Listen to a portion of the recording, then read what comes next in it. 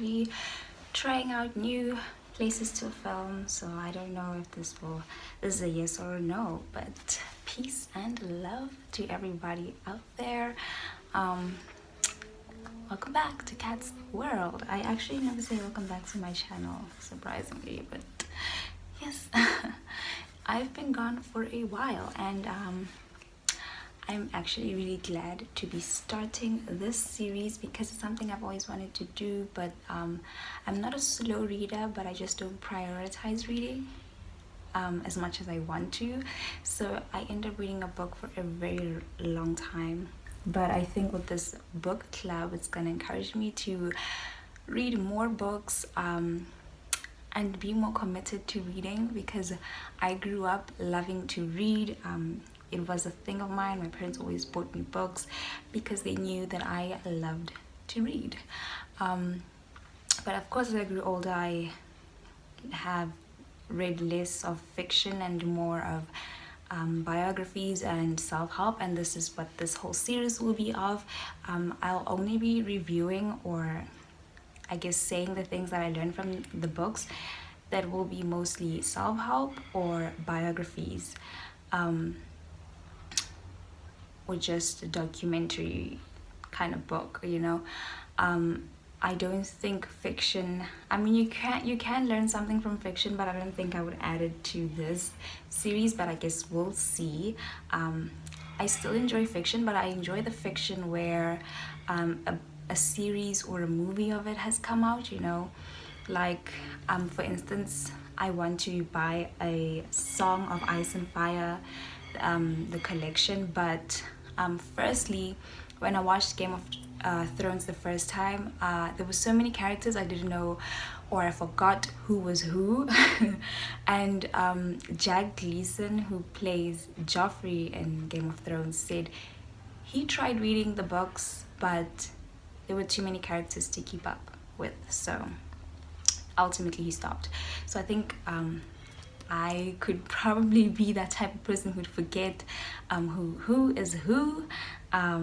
So yeah, but today's book is The Subtle Art of Not Giving a Fuck. I have had this book. I had a digital copy of the book for I think maybe a year or two, but my sister bought the physical copy I think this year or late last year, and she borrowed me the book.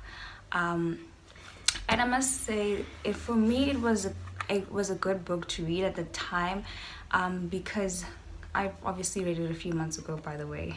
I went through a very traumatic experience, and I think this book really helped me put everything into perspective, and that is why I was actually off of social media, because I can tell I'm very self-introspective, and I can tell if I'm very toxic or just overall bad vibes. I just want to distance myself from people so I can work on that, because misery loves company, and I don't want to emit my bad vibes onto other people because they don't deserve it. So I just distance myself.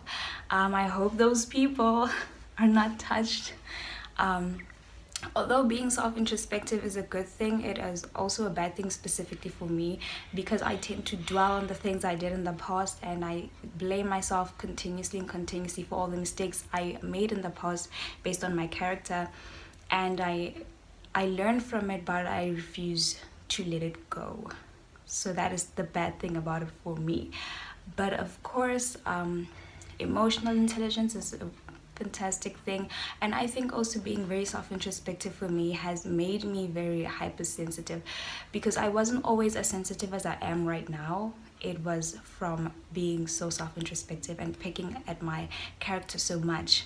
And I can say my character, I think I've said this before, my character is made up of all the characters in books and movies that I've seen, and then my personality traits are things that I was brought up with, things that I picked up when I grew up. So for instance, a bad personality trait that I have is selfishness. And for me, it is you have a fight or flight response.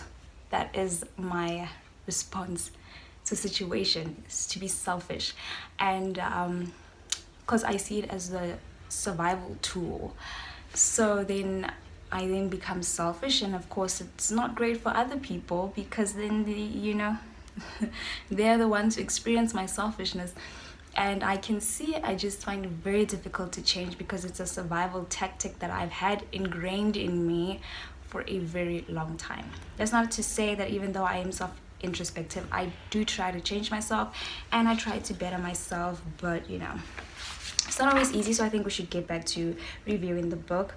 I also want to say, at the end of every book review or listen, I will be saying the next book that I will be reading, so it can be a good book club experience, so you guys can read the books as well and comment below what you thought about it. And the other thing I wanted to say is thank you for the subscribers, and the comments are beautiful, and I love them so much. There's so many of you who comment, and sometimes I don't see it. I don't know why, but I respond to the ones that I can see, and I received emails from some of you guys, and I also respond to those. So if you want to talk to me personally, you can obviously email me. I'm not gonna put my number in the comments, come on. You can email me and I will respond. I respond very fast to emails, so yeah.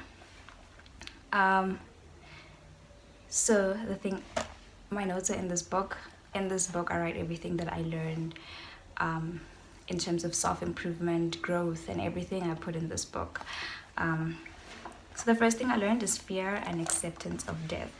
As I said, I had a traumatic experience, and I remember specifically, over the years, I have said to myself that I do not fear death, but in the time that I was in, I feared it. Like, I feared death so much. It was insane. It was like I couldn't breathe without not thinking about dying. And although I was not afraid to die, it made me, I guess, to a certain extent, depressed, and it made me engage in risky behavior, because I was like, what's the point anyway? We're all gonna die. And I still think that, but I can obviously say my behavior has changed, and it's because of something that I was going through that made my behavior change without me particularly noticing why. It was very subtle to me, but of course I bet other people could actually realize that my behavior has changed. I just didn't realize it that much. And of course, my parents also didn't realize, because they thought it's just growing up, but it was not. It was part of an illness. And it's not depression or anything, but yeah. I guess I can move on to fear and acceptance of death, because I can see the things that I wrote here are extremely personal. But I was afraid of dying because I was afraid I wouldn't go to heaven, I guess. And I am not an evil person. There's a whole explanation of why I thought I wouldn't go to heaven, because of the traumatic thing that I went through.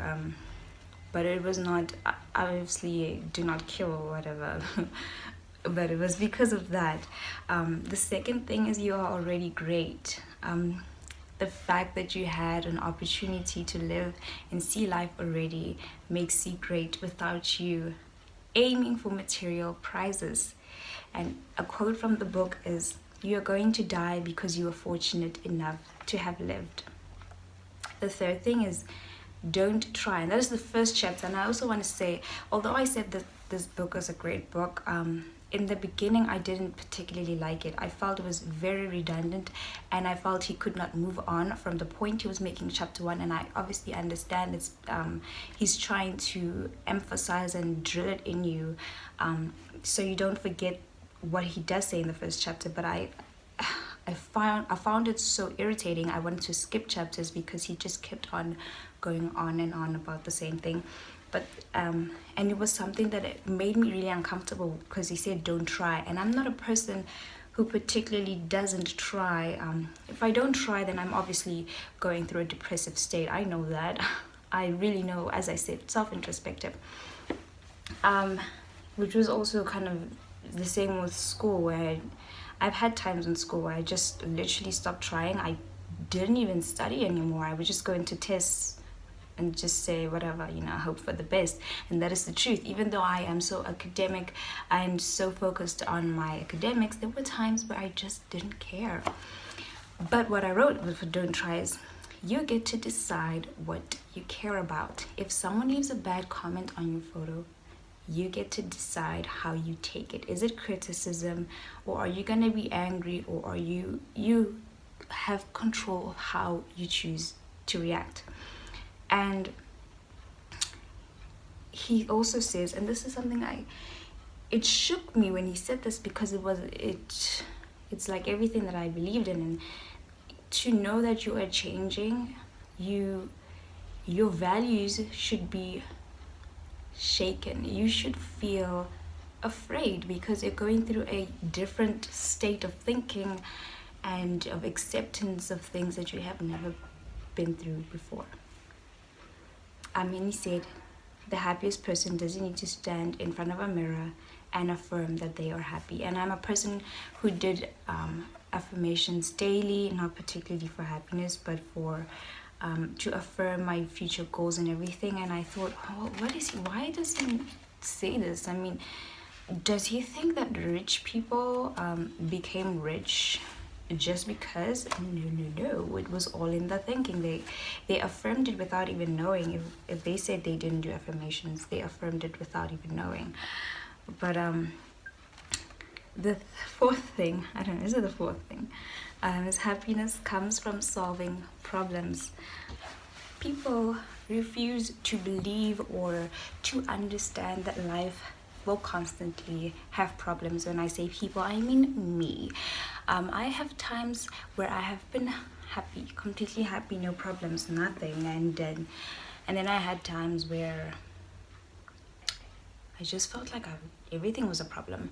And life is full of problems, because once you get something you want something else, and then there's a new problem. And whenever you solve one problem, you create another.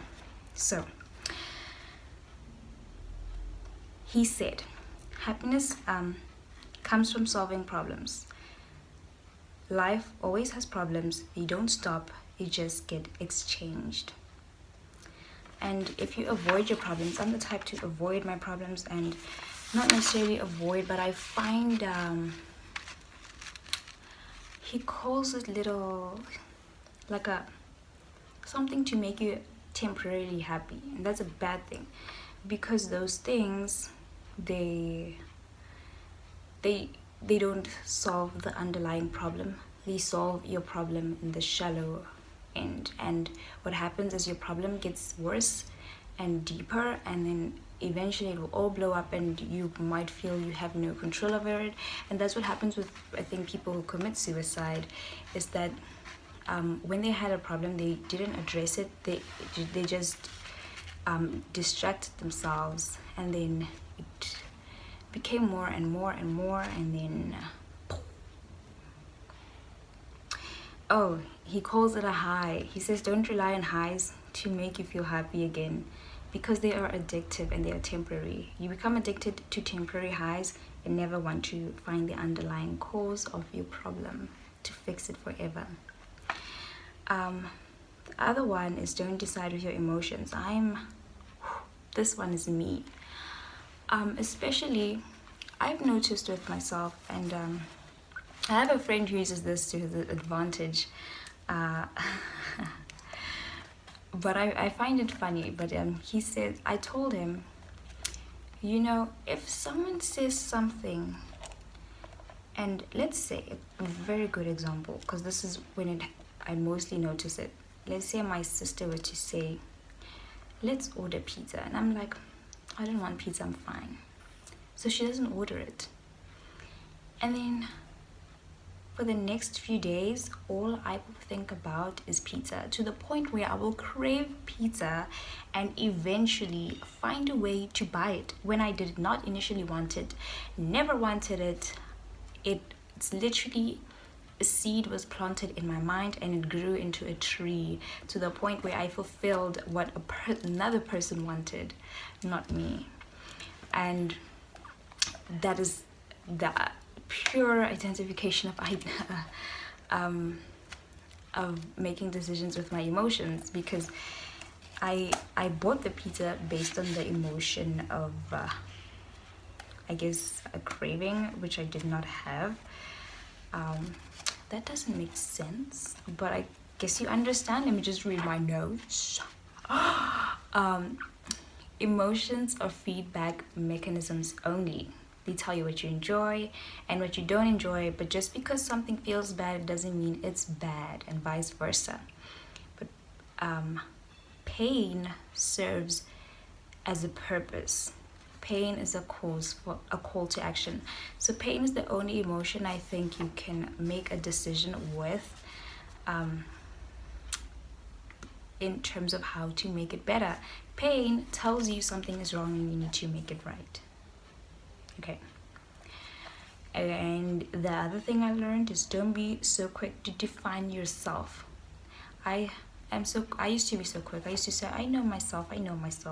And the problem with saying you know yourself is that you put yourself in a box and you will feel unable to move out of that box, because that's how you define yourself. You will find it difficult to define yourself in other terms because you have already defined yourself. So you will feel unable to change. And that was with me. I was unable to change. I didn't see a need to change because it was just me. And I hate it when someone says something like this. When I say, let's say, you can be very rude sometimes, and they say, well, that's just how I am. That is, bad response. You can always change how you are. It's not just how you are. No. You can change how you are whenever you choose to change how you are. And by you saying that, you choose to stay the same person who makes other people feel bad, and you're okay with that. You can say that, but don't say that's just who I am. That's not right. That's not a good response to that. What I also like about this book is that he goes into, I didn't think he would be this deep into talking about relationships, but he is. And he talks about romantic and friend relationships. And I don't date a lot. I probably mentioned this stuff like 5,000 times or something. And the problem is, it's not that I necessarily find it difficult to find someone. I can find a cute guy, who's like cute and nice and patient and everything. But because of my selfishness, I would ignore the person to focus on my goals.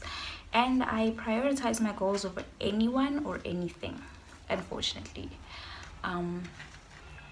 So I would tell myself, maybe I'm just not ready for a relationship, and I'd wait another 3 months, and then after 3 months I'd find someone, and then the same loop goes on and on and on and on. And it's a call to action.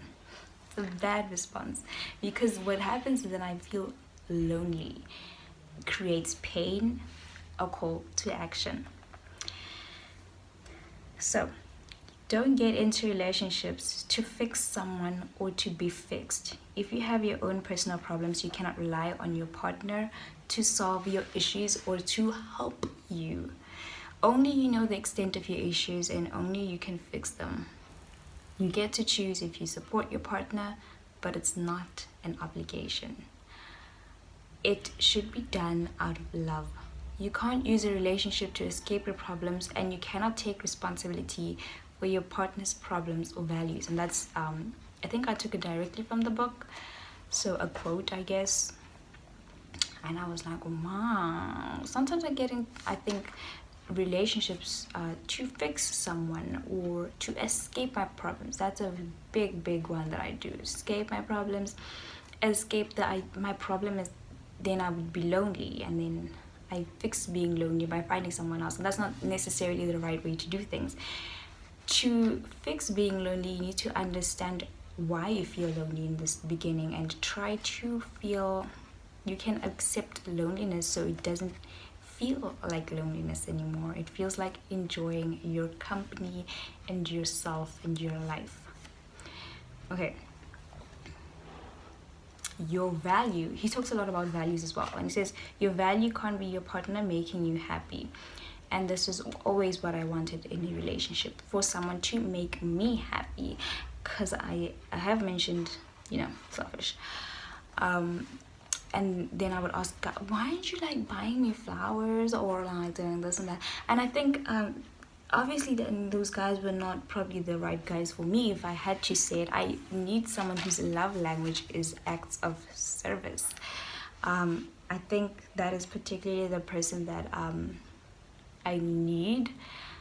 But also I shouldn't value someone else making me happy. And a quote, he says, people can't solve your problems for you, and they shouldn't try, because that won't make you happy. The mark of an unhealthy relationship is two people who try to solve each other's problems in order to feel good about themselves. That's what he wrote. I hope that sinks in, because a lot of you people, and also I saw this TikTok video, and it was saying a lot of you get into relationships without a plan. It's like, well, I'm not planning to get married, so what other plan would I have? You can plan exactly what you want from a relationship, what you want to get out of it, and I have never ever done that. So I should, obviously get to it. The other thing is solve your own problems so you can feel good about each other. Okay, and another one is travel is a good self-development tool. I've always wanted to travel, particularly I wanted even more in the current months. I just needed to escape everything that was happening around me, to me. Ooh. Okay, and in terms of changing, another point is pain is always part of the process. You need to feel it. If you choose highs, you become delusional and can't identify the need for change. Other one is just do it. In the book, Mark speaks of people messaging him things like, I want to change careers but don't want to disappoint my parents. What do I do? And he always responds to them as just do it. And he also acknowledges that it is easy for him as an outsider to say just do it, because he has no emotional connection to the problem. But the answer, if you look at your problem from a neutral standpoint, is just do it. I have always been a just do it person, and I only realized that today, because I do second guess, and I do what's the word, damn it, completely forgot. I don't even know how to describe the word. That's how much I forgot what I was the word. Stop contemplating and do it. If you want to do something, do it as long as your heart is in the right place. That's the last point that I made. Yeah. So I can honestly say this was a good book. I learned a lot from it, and the reason I made notes is so that if I ever want to come back to this book, I can just see the essential notes that I made instead of reading the entire book again, because those notes are what shook me then and will probably shake me in the future, and I will know when I need to see them. I will know when I'm at that point in my life, when I just need to look back at them. But yes, I know you guys are probably saying, is she not gonna acknowledge that she cut her hair and got a piercing? Yeah, I did cut my hair. I first started off by asking my mother to cut it off with scissors, because I couldn't do it myself. and she did it, and then I was like, you know what, I think if I went shorter I would look good. And then I bought slippers, and then I cut it off. And I know some of you guys are gonna say, specifically guys are gonna say, I look like a boy. And to that I say, Carry on. And yeah, I got the piercing recently. I'm gonna get a whole lot more, so get used to it. I just want to say thank you for watching the video. The next book that I will be talking about, by the way, is Shoe Dog. It is a biography by Phil Knight. So if you want to get the book, get it, read it, and then discuss with me in the comments what you took from the book. Yeah, so thank you for watching, and goodbye.